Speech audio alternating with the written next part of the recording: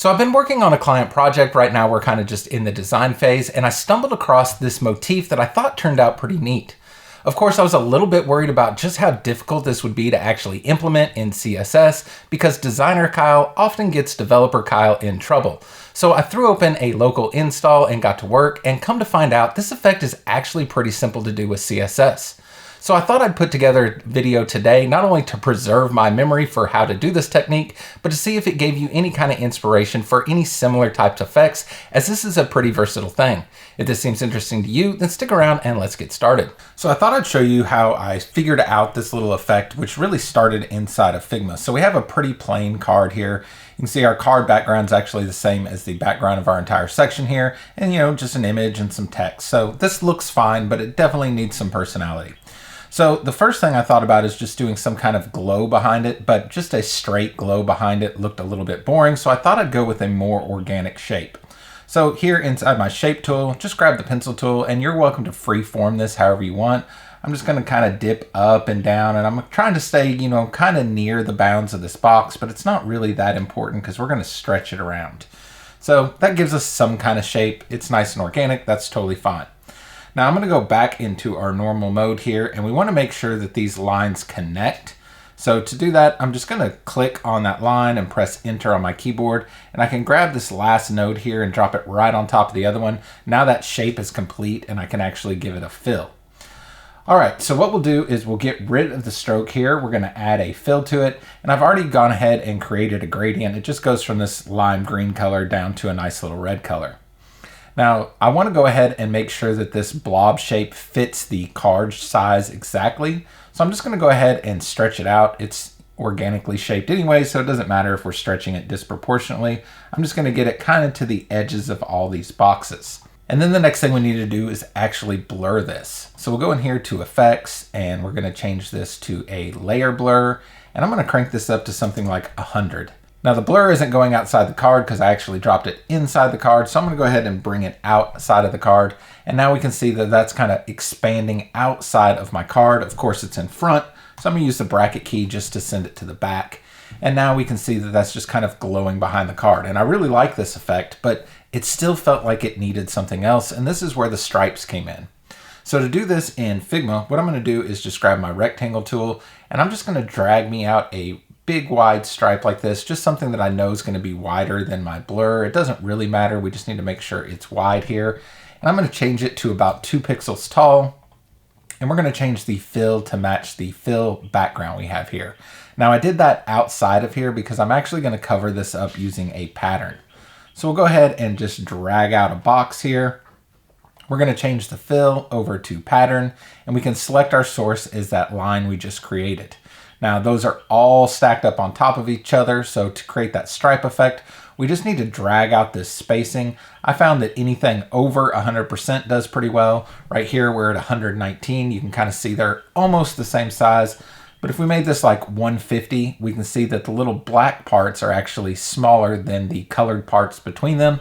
That's going to make our glow effect stand out a little bit more. If we were to bring this down to like 50, we have a lot more black lines than we do glow. So I'm going to go up here to 150, and I'm pretty happy with that. Now, of course, it's in front of our card again, so I'm just going to go ahead and use our bracket keys to get it in the right position. And now we have the glow in the very back, the stripes on top of that, and then the card in front of that, which gives us this effect here, which is nice because it just adds a little bit of texture to this design. If we took both of those effects off, like I said, this card looks fine, but once we add that glow and these little stripes, now this card really comes to life and it has a whole lot more style to it. But doing this inside of Figma is pretty straightforward. Doing it inside of HTML and CSS gets a little bit more tricky, but it's honestly not too bad. So let me show you how I set this up inside Generate Blocks. I think I'm just going to show you how to write the CSS for this. All that you can translate back to the Generate Blocks editor or your editor of choice. I think it's just a little bit easier to understand when you can actually see how all the code comes together. So I have really just one class on here we're going to have to worry about, which is just our blur card.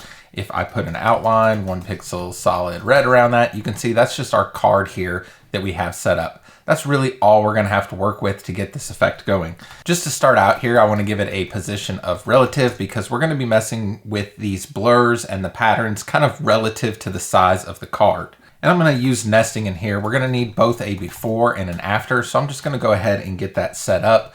We'll use the before for the glowy organic shape, and then we'll use the after for all the stripes. So of course, anytime we're using a pseudo element, we need a content property. And I'm also going to position this absolutely. Then we'll do an inset of 0, which just makes sure it fills up the entire space. Now to get that blurry background thing, we're actually going to be using a background image. I'm just going to go ahead and put this in here as a placeholder now, and we'll go get that image set up here in just a few. We also need a background size of 100% by 100%, and then we're going to need a filter of blur, and I'm going to start off with maybe 50 pixels. We're going to put a bunch of static values in here, and we'll go back and create some custom properties for those later so we can kind of control everything in one place. I think that's a good start for us, so let's just hop back into Figma and go ahead and grab this shape. I'm going to go into wireframe mode just so I can see it here, and we're going to drag out a copy up here. We'll go back into preview mode.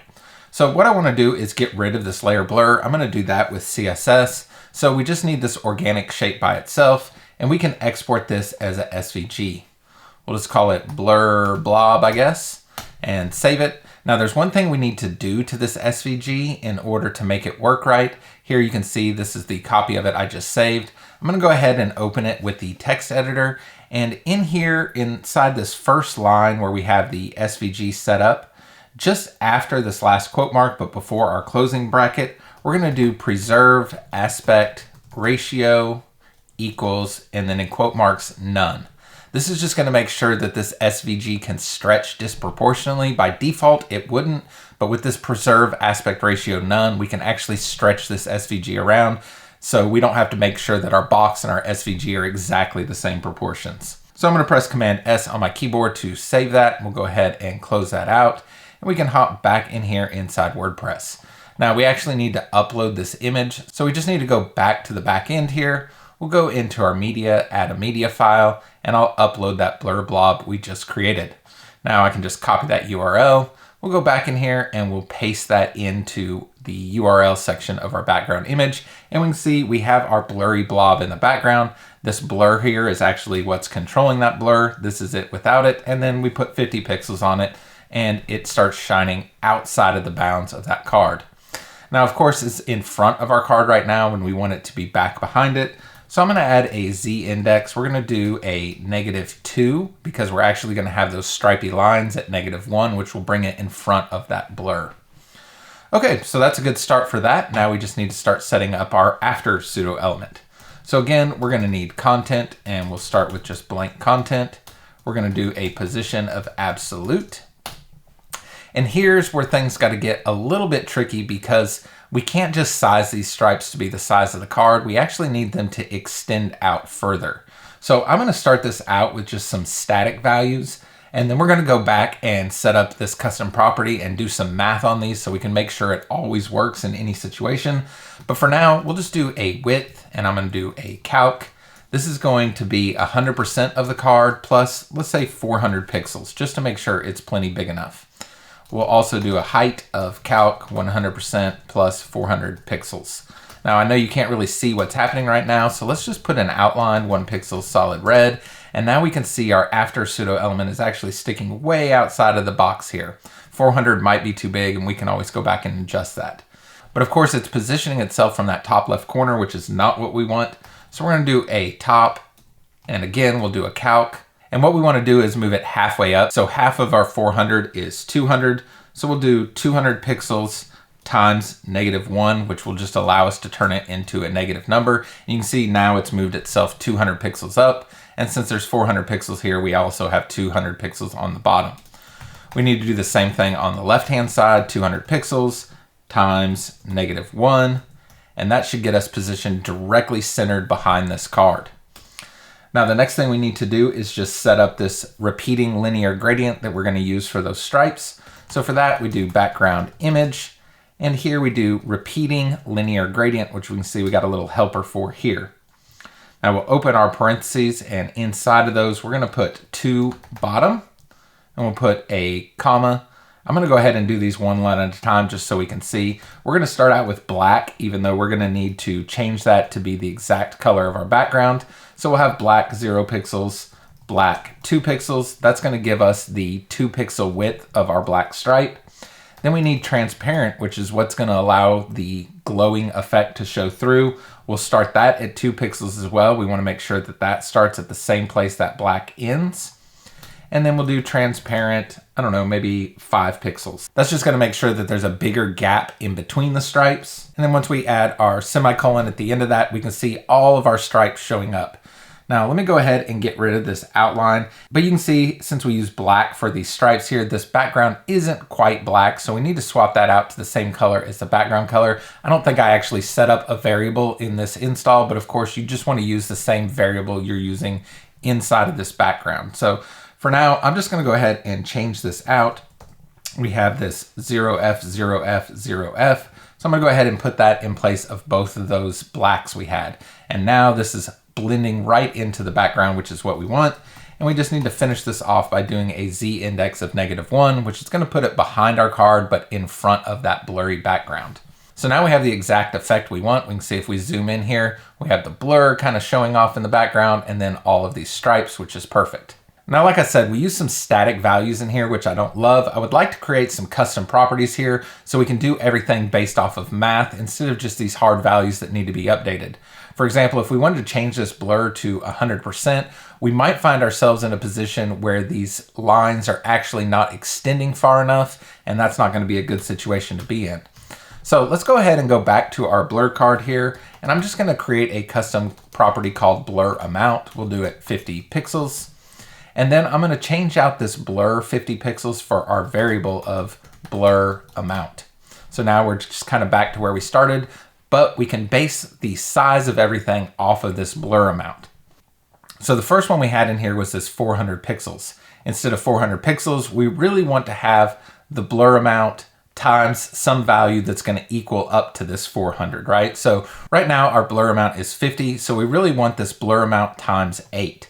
So let's say calc var blur amount times 8. So that's gonna make everything look just like it did before. We're not gonna see any changes, but that's how we know that our calculation's working.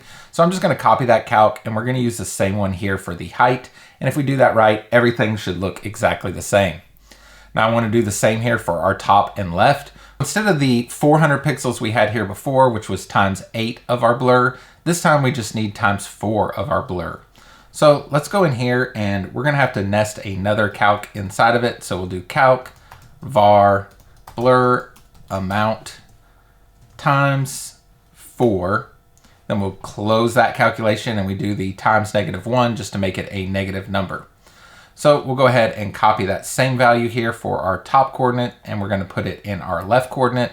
And now everything should be in the right position. And really the benefit to this is if we change this blur amount to maybe something like 200 pixels and make it a whole lot bigger, our stripes are gonna go ahead and expand to make sure that they're always covering up that glow amount. Now we just have one single point of truth for this blur amount, and it's gonna go ahead and affect everything that we have kind of tied to this effect. I think 50 actually works pretty good here, so we're just gonna leave it 50. But here we have one control point now if we ever want to change that in the future. I know the math there gets a little bit complicated, but I'll leave all the CSS that I wrote in this video down in the video description so you can grab it and play around with it with your own needs. If you use the static values, it comes together a whole lot easier, but using the variables gives you a lot more flexibility so that you can kind of scale this design system across different size cards and pages and all those kinds of things. But what I really like about this effect is how versatile it is. In this case, I use kind of a blob shape and some horizontal stripes, but you could use a shape of a logo and some vertical stripes or change it to diagonal stripes. There's all kinds of different things you could play around with using the same technique. So if you end up giving it a shot, make sure to come back to this video and leave a link for me down in the comments because I'd love to see what you do with it. Hopefully you enjoyed today's video. If you did, I would really appreciate a thumbs up. And if you want to make sure to catch the next one, hit subscribe and we'll see you then.